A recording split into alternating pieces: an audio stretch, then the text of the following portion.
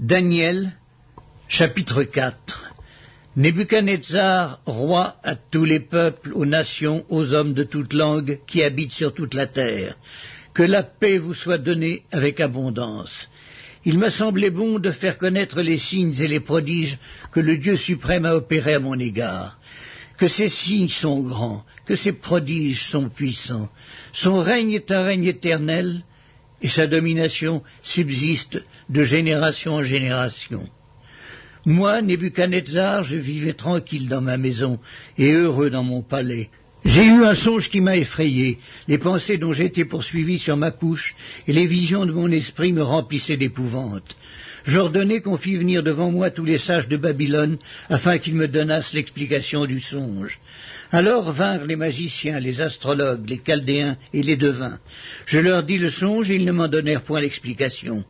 En dernier lieu se présenta devant moi Daniel, nommé Belchatsar, d'après le nom de mon Dieu, et qui a en lui l'esprit des dieux saints. Je lui dis le songe.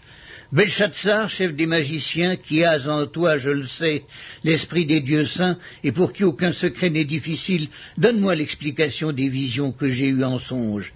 Voici les visions de mon esprit, pendant que j'étais sur ma couche. Je regardais, et voici, il y avait au milieu de la terre un arbre d'une grande hauteur. Cet arbre était devenu grand et fort, sa cime s'élevait jusqu'aux cieux, et on le voyait des extrémités de toute la terre. Son feuillage était beau et ses fruits abondants. Il portait de la nourriture pour tous.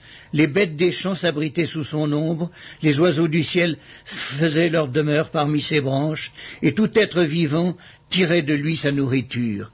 Dans les visions de mon esprit que j'avais sur ma couche, je regardais, et voici, un de ceux qui veillent et qui sont saints descendit des cieux.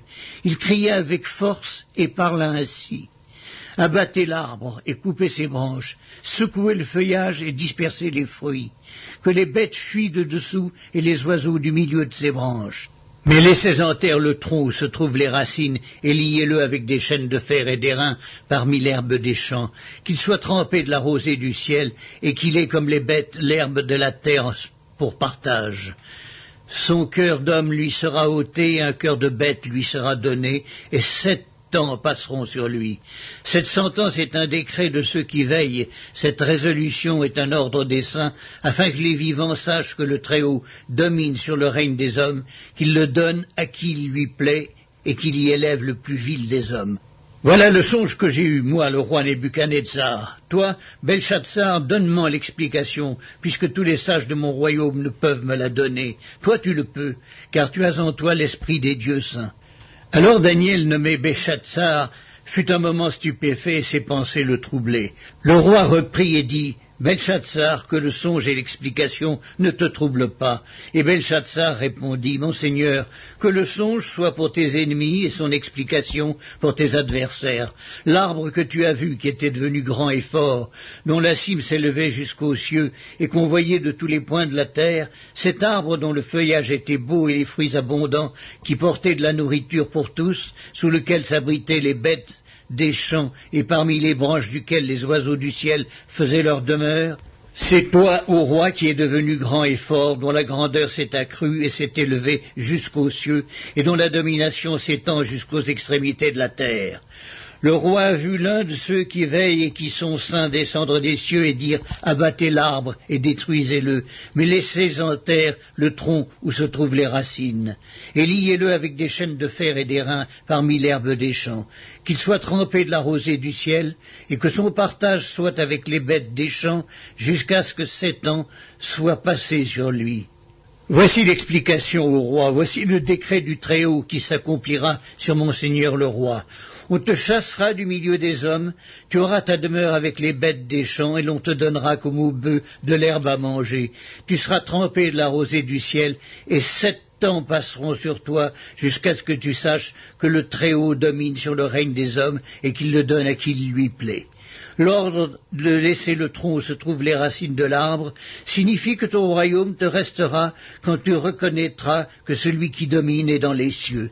C'est pourquoi, ô roi, puisse mon conseil te plaire.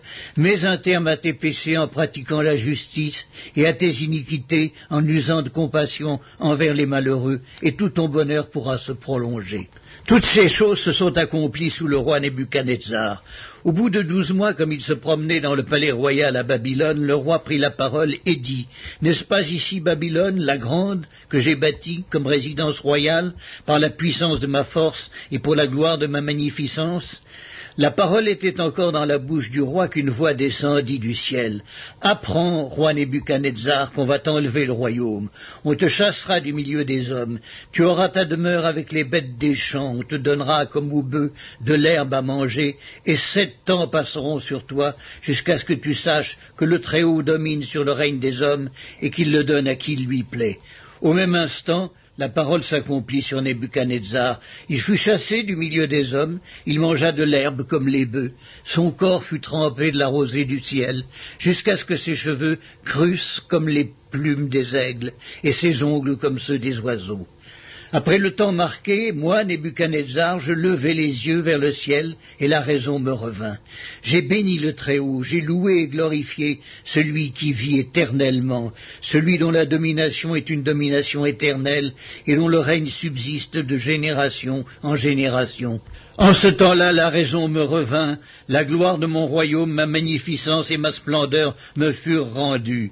Maintenant, moi, Nebuchadnezzar, je loue, j'exalte et je glorifie le roi des cieux, dont toutes les œuvres sont vraies et les voies justes, et qui peut abaisser ceux qui marchent avec orgueil.